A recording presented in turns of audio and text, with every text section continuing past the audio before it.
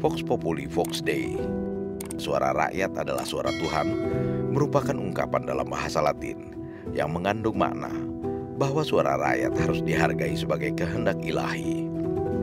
Pepatah Latin ini disinggung kembali oleh tim pembela presiden dan wakil presiden terpilih Prabowo Gibran, Yusril Iza Mahendra dalam pemaparan pendahuluannya sebagai pihak terkait di sidang perselisihan hasil pemilihan umum presiden dan wakil presiden tahun 2024 di Mahkamah Konstitusi atau MK. Ungkapan Vox Populi Vox Dei itu sebelumnya disampaikan oleh tim hukum Ganjar Mahfud sebagai pemohon yang pada kenyataannya tidak menghormati suara rakyat karena mereka telah menegasikan suara 96 juta lebih rakyat Indonesia di dalam dan luar negeri yang telah memilih pihak terkait, yakni Prabowo Gibran.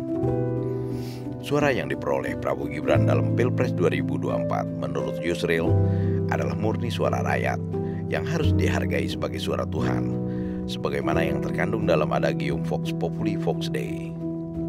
Namun karena adagium tersebut diucapkan pemohon, yakni kubu Ganjar Mahfud yang tidak mengakui 96 juta lebih suara rakyat Indonesia, maka adagium Vox Populi Vox Dei menjadi kehilangan makna. Rakyatlah yang dalam hal ini berdaulat menjadi penentu dan kontestasi tiga pasangan calon presiden dan wakil presiden RI yang kami yakini ketiga pasangan ini adalah putra-putra terbaik yang dimiliki oleh bangsa Indonesia saat ini. Hal ini bagaimana pengejawantahan pasal 1 ayat 2 Undang-Undang 45 yang menegaskan kedaulatan ada di tangan rakyat dan dilaksanakan menurut Undang-Undang Dasar.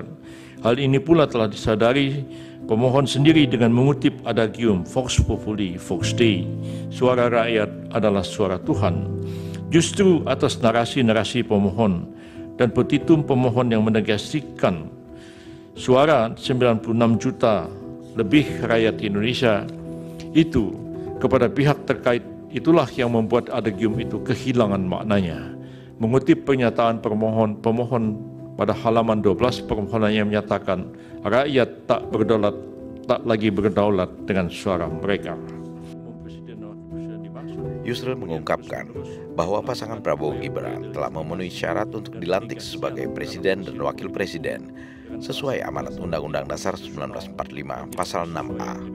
Oleh karena itu, secara konstitusional, Majelis Permusyawaratan Rakyat atau MPR wajib melantik Prabowo Gibran sebagai Presiden dan Wakil Presiden Republik Indonesia tahun 2024-2029. Yang berdasarkan norma konstitusi tersebut, maka pihak terkait telah memenuhi persyaratan yang diamanatkan oleh konstitusi sehingga secara konstitusional wajib untuk dilantik oleh Majelis Permusyawaratan Rakyat menjadi Presiden dan Wakil Presiden Republik Indonesia tahun 2024-2029. Tingginya Ketua Tim Pembela Prabowo Gibran, Yusril Iza Mahendra, juga mengutip pernyataan mantan Cawapres nomor urut 3 Mahfud MD terkait esensi gugatannya ke MK. Mahfud pada hari pertama persidangan mengatakan bahwa laporannya ke MK bukanlah untuk mencari kemenangan, melainkan untuk menjaga demokrasi Indonesia ke depan. Namun pernyataan Mahfud itu menurut Yusril justru bertolak belakang dengan apa yang dilakukan oleh kubu Ganjar Mahfud, yakni meminta MK untuk mendiskualifikasi Prabowo Gibran dan meminta dilakukan pemilu ulang tanpa mengikut sertakan Prabowo Gibran. Permintaan itu bertentangan dengan asas demokrasi dan sangat terlihat bahwa semua permohonan kubu 03 semata-mata adalah untuk kemenangan mereka. Apa yang dikemukakan kubu Ganjar Mahfud di sidang MK sebenarnya tak lebih dari bentuk propaganda untuk mempengaruhi para hakim Mahkamah Konstitusi. Tujuan mereka bukan untuk menjaga demokrasi seperti yang dikatakan Mahfud, melainkan hanya untuk memperoleh keinginan mereka agar MK mendelegitimasi hasil pemilu dengan membatalkan kemenangan Prabowo Gibran. Lalu mereka ingin dilakukan pemilu ulang dengan hanya menyertakan pasangan Anies Muhaimin dan Ganjar Mahfud. Ini artinya mereka tidak menganggap hak-hak demokrasi yang dimiliki Prabowo Gibran serta hak-hak demokrasi 96 juta lebih rakyat Indonesia yang telah memilih pasangan nomor urut 2 itu. Prabowo Gibran, Man of Our Time.